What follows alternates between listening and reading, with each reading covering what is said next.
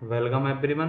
Percentage पर ये part 2 है। इससे पहले एक पार्ट और मैं बना चुका हूँ जिसमें मैंने बिल्कुल बेसिक जीरो लेवल से परसेंट को समझाया हुआ है। यदि वो वीडियो आपने नहीं देखना है और देखना चाहते हैं तो इस वीडियो के डिस्क्रिप्शन में मैंने वो लिंक दे दिया हुआ है, तो पार्ट 1 वहाँ जाके आप देख सकते हैं। उससे पहले ये वीडियो शुरू करने से पहले मैं आपको कुछ कॉन्सेप्ट बता देता हूँ। जैसे x प्रतिशत का अर्थ है वस्तु के 100 बराबर भागों में से x भाग। इसका मतलब ये है कि जब हम परसेंट निकालते हैं तो हम मान के चलते हैं कि इसके 100 बराबर भागों में से हमें कितना भाग पूछा हुआ है, कितना निकालना है, वो हम निकाल देते हैं। इसी प्रकार यदि कोई भिन्न को हमें परसेंट के रूप में व्यक्त करना है तो हम उस भिन्न में 100 से गुणा कर देंगे तो वो परसेंट के रूप में निकल के आ जाएगा। अब एक और कॉन्सेप्ट है इम्पोर्टेंट, जब हम कोई क्वेश्चन करेंगे उसमें यदि हमें परसेंट के रूप में क्वेश्चन है और कुछ भी मान के, जो x मान के हम करते थे उसकी जगह पे हम 100 मान के करेंगे, जिससे कि प्रश्न में यदि हमसे 25% आगे को होने को बोला जाता है या 20% पीछे होने को बोला जाता है तो 100 रुपये मानने का ये बेनिफिट है या 100 क्वांटिटी मानने का ये बेनिफिट है कि यदि हमें इससे 25% आगे जाना है तो हम क्या कर देंगे, सीधा 100 का में 25 जोड़ देंगे, क्योंकि 100 का 25% 25 होता है, 100 का 20% 20 होता है। 100 एक ऐसी संख्या है जितना परसेंट हमें उसका चाहिए वो उतना ही होता है। मैं अगले क्वेश्चन के साथ साथ आपको बताता जाऊंगा बिल्कुल आसान तरीके से। उससे पहले यदि आप चैनल पर नए हैं तो चैनल को सब्सक्राइब कर लें, जिससे मैं आगे जो भी वीडियो अपलोड करता हूं तो उसका नोटिफिकेशन आपको मिलता रहे। चलिए बढ़ता हूं मैं पहले क्वेश्चन की ओर। किसी वस्तु का 10% कर कम कर देने पर कुल राजस्व अपरिवर्तित रहता है। इस वस्तु के उपभोग में कितनी प्रतिशत वृद्धि हुई? हमें कुछ नहीं दिया हुआ है, बोला गया है 10% यदि कम कर दें उस पर तो उसके राजस्व में कोई परिवर्तित नहीं होता है। तो आपको बताना है कि उसके उपभोग में मतलब वो कितना ज़्यादा बिक रहा है या कितना ज़्यादा लोग उसको परचेज कर रहे हैं, कि उसके जो राजस्व प्राप्त हो रहा है हमें वो उस पर कोई अंतर नहीं पड़ रहा है। तो हम सबसे पहले मान लेते हैं उस वस्तु का जो वैल्यू है, ये वस्तु मान लेते हैं कोई 100 रुपये है। उसके बाद मान लेते हैं कि 100 क्या है, 100 वस्तुएं हैं वो हमारे पास, 100 उसका मूल्य है और 100 वस्तुएं हैं। तो कुल राजस्व कितना हो जाएगा, इन दोनों का हम गुणा कर देंगे तो कितना मिल जाएगा हमें, 10,000।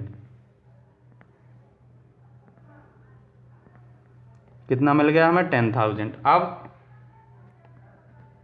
आगे बोला गया है इसको 10% कम करना है। मैंने वीडियो की शुरुआत में आपको बताया था कि ये जो है आपका 100 इसलिए मान के चलते हैं हम, जिससे कि हमको सीधा सा बोला गया है 10% कम कर देने पर, तो ये सीधा 90 हो गया।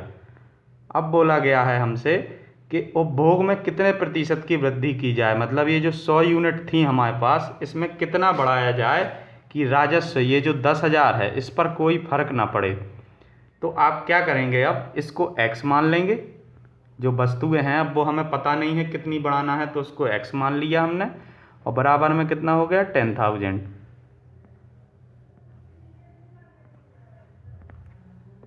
ये कितना हो गया, 10,000 हो गया। अब हम क्या करेंगे, x बराबर क्या हो जाएगा, 90 यहाँ अपॉन में आ जाएगा अगले स्टेप में। ठीक है, तो जब ये 90 अपॉन में आ जाएगा तो क्या होगा, 90 का अब हम 10,000 में भाग देंगे तो हमें कितना मिल जाएगा, ये मिल जाएगा हमें x बराबर 111.11। जब आप 90 का भाग 10,000 में करेंगे तो आपको मिल जाएगा 111.11। अब हमसे पूछा हुआ है कि वस्तु के उपभोग में कितने प्रतिशत वृद्धि हुई। तो पहले वस्तुएं 100 थीं, फिर हमने उनको x माना, और जो टोटल राजस्व हमें पहले प्राप्त हो रहा था, तो प्रश्न में हमसे बोला हुआ है कि राजस्व अपरिवर्तित है। अपरिवर्तित का मतलब है कोई जो हमें कुल रुपया मिल रहा है वहाँ से उसमें कोई परिवर्तन नहीं आया है, तो हमने उसको 10,000 ही ले लिया। और ये जो हमने यहाँ बोला हुआ था कि 10% रेट को आपको कम करना है, ठीक है, तो हमने 10% कम कर दिया तो 90 मिल गया। और ये हमें पता नहीं था कि अब वृद्धि कितनी करना पड़ेगा, तो हमने उसको x मान लिया क्योंकि हमें दिया नहीं गया था कितनी वृद्धि कर रहा है। तो जब हम इसको सॉल्व करेंगे इक्वेशन को तो हमें मिल जाएगा 111.11। और उसके बाद ये 100 से कितना प्रतिशत वृद्धि हुई। तो मैंने वीडियो के शुरुआत में ही आपको बताया था कि हम 100 इसलिए मान के चलते हैं कि 100 का जितने प्रतिशत अधिक है या कम है वो डायरेक्ट उसका उतना ही प्रतिशत हो जाता है। तो यहाँ पे 11.11 रुपये ज़्यादा हैं। जब 111 से 111.11 से आप 100 घटाएंगे तो 11.11 मिल जाएगा। तो 11.11 ही क्या हो जाएगा, इसका सीधा सा वही परसेंट हो जाएगा।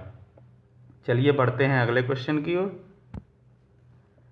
दो संख्याएं एक तीसरी संख्या से क्रमशः 30%, 40% अधिक हों तो दूसरी से पहली संख्या का प्रतिशत कितना है। तो हम मान लेते हैं कोई 1, 2 और 3 संख्याएं हो गई हैं हमारी। उसके बाद हमें बोला हुआ है कि दो संख्याएं तीसरी संख्या से 30% और 40% अधिक हैं। तो तीसरी संख्या से बोला गया है तो तीसरी मान लेते हैं हम 100। तीसरी मान ली हमने 100। अब बोला हुआ है हमसे कि क्रमशः 30% और 40%। तो 100 का 30% 30, तो 100 30, ये संख्या 130 हो गई माना कि, और ये 140 हो गई, ये 140 हो गई। उसके बाद बोला गया है पहली संख्या का दूसरी से पहली संख्या का प्रतिशत। तो हमेशा आपको याद रखना है, जब आपको दूसरी संख्या से पहली संख्या का प्रतिशत निकालना है तो आप क्या करेंगे, दूसरी से पहली का निकालना है तो 140 नीचे लिखेंगे, और जिसका निकालना है किसका 130 का, उसको ऊपर लिखेंगे और 100 से गुणा कर देंगे। सीधा सा जो आ जाएगा वो आपका आंसर हो जाएगा। तो यहाँ हम देखते हैं 1 0 से 1 0 ये कैंसिल हो जाएगा। जब आप 14 में भाग देंगे 130 का तो आपको मिल जाएगा यहाँ पे 9.285, और जब उसका 10 में हम गुणा करेंगे तो हमें ऑप्शन नंबर सी मिल जाएगा 92.85। तो ऑप्शन नंबर सी आपका राइट हो जाएगा। ऐसे क्वेश्चन में जब हमें दिया नहीं गया है, बोला गया है तीसरी संख्या से 30% और 40% अधिक हैं, तो हम तीसरी संख्या को 100 मान लेंगे, और क्रमशः पहली और दूसरी संख्या 30% और 40% अधिक बोला गया है तो ये क्या हो जाएगी, पहली 130 और ये 140, और बोला गया है दूसरी से पहली, तो दूसरी 140 थी हमारी, तो दूसरी से हमने पहली का प्रतिशत निकाल गया, जो आया कितना आया 92.85%। यही हमारा आंसर हो जाएगा। जब आप 10 का इसमें गुणा कर दोगे 9.285 में तो 92.85 आपका आंसर हो जाएगा। चलिए बढ़ता हूँ अगले क्वेश्चन की ओर। यदि नीता का वेतन पायल के वेतन से 25% अधिक हो। नीता का वेतन पायल के वेतन से बोला गया है, तो ये पायल हो गई और ये नीता हो गई। बोला गया है पायल के वेतन से, तो पायल का मान लिया 100 और ये मान लिया 125, क्योंकि हमने पायल का मान लिया 100, उससे 25% आने होने को प्रश्न ही बोल रहा है, तो 100 का 25% 25 ही होता है, तो इसका 100 रुपये हो गया, इसका 125 हो गया। तो पायल का वेतन नीता के वेतन से कितने प्रतिशत कम है। तो नीता का वेतन से पूछा हुआ है तो इसको हम फिर से वही करेंगे, नीचे लिख लेंगे 125 और ऊपर 100, और परसेंटेज निकालना है तो गुणा 100 का कर देंगे। अब जब इसको हम सॉल्व करेंगे, जैसे इसको हम सीधा 25 से काट देते हैं तो ये 5 बार और ये 4 बार, और 5 को 100 से काटेंगे तो कितनी बार 20 बार, और जब 20 का गुणा हम 4 से करेंगे तो कितना मिल जाएगा 80, कितना मिल जाएगा 80%। तो अब हमें ये पता चल गया कि इसके वेतन से, इसका मतलब नीता के वेतन से जो पायल का वेतन है वो 80% है, मतलब कितना कम है। जब 80% वेतन है और टोटल वेतन कितना होता है 100%, तो इसका 20%, बी ऑप्शन आपका राइट हो जाएगा।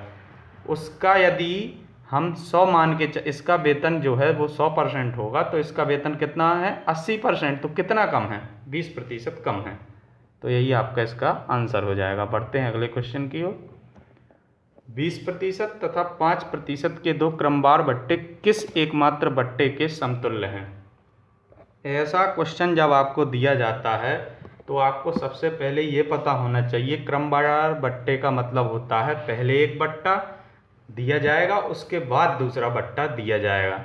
तो हम क्या करेंगे, मान लेते हैं कि 100 मान लिया हमने कोई वैल्यू, ठीक है। 100 मान के हम हल करेंगे तो इस पे हम पहले 20% बट्टा देंगे। तो हमने आपको पहले बताया था कि 100 हम इसलिए मानते हैं क्योंकि 100 का जितने प्रतिशत हमें चाहिए हो वो उतना ही होता है। तो 100 का 20% कितना है, 20 ही है। इसमें से 20 को घटा देंगे, 80 बचा। बचा कि नहीं बचा। उसके बाद 5% का और हमें एक बट्टा देना है, तो अब 80 का 5% देना है। तो 80 का 5% कैसे निकालते हैं हम, वो आपको बता दें। 80 का 5% तो 80 लिख दिया, का मतलब होता है गुणा, और 5% निकालना है तो 5/100। तो ये 1 0 से 1 0 कैंसिल हो जाएगा, ये 8 5 40 हो जाएगा। और जब आप 40 में 10 का भागा करोगे तो कितना मिल जाएगा, 4। तो यानी कि जब 5% 80 से कम होंगे तो यहाँ पे 4 कम हो जाएगा, तो ये 76 आ जाएगा। अब पूछा हुआ है किस एकमात्र बट्टे के समतुल्य है, मतलब बराबर है। तो ये कितना मिल गया हमें यहाँ पे, 76 है। ये 100 से कितना कम है, 24। तो जब हम 100 से कंपेयर करते हैं तो उसको सीधा परसेंट जो मिल जाता है हमें। 100 से जितना कम या जितना ज़्यादा होगा उतना ही परसेंट होगा। तो ये 24% इसका आंसर हो जाए, यानी ऑप्शन नंबर डी राइट हो जाएगा। बढ़ते हैं अगले क्वेश्चन की ओर। एक भिन्न के अंश में 25% वृद्धि करें तथा हर को दोगुना करें तो प्राप्त भिन्न है, यहाँ पे ये दिन नहीं है, ये भिन्न है। भिन्न 5/9 है। मूल भिन्न क्या होगी, तो भिन्न हम कोई मान लेते हैं a/b कोई भिन्न है। इसको हम हर क्या होता है, नीचे वाला होता है, अंश ऊपर वाला होता है। तो दोनों को हम 100% मान लेते हैं कि ये भी 100 है और ये भी 100 है, ठीक है। ये भी 100 है और ये भी 100 है। अब हम क्या करेंगे, इसके बाद जो है प्रश्न में जैसा बोला गया है सेम वैसा हमें कर देना है। बोला गया है भिन्न के अंश में 25% की वृद्धि करें, तो अंश यानी कि ए में जब हम 25% की वृद्धि करेंगे तो ये 100 है, कितना हो जाएगा, 125 अपॉन बी को, यानी बोल रहा है दोगुना करें, यानी हर को क्या करना है, दोगुना करने को बोल रहा है। तो दोगुना 100 का दोगुना 200 हो जाएगा। तो b यहाँ पे हम b का 200 लिख देंगे, बराबर में 5 कितना प्राप्त होता है, बोला गया है 5/9। तो 5/9 ज्यों करते हो। फिर इसको वैसे ही काट देंगे जैसे हम 25 से इसको काट दें तो यहाँ 5 मिल जाएगा और यहाँ कितना मिल जाएगा, 8 मिल जाएगा। ये 5 से ये 5 कैंसिल हो जाएगा।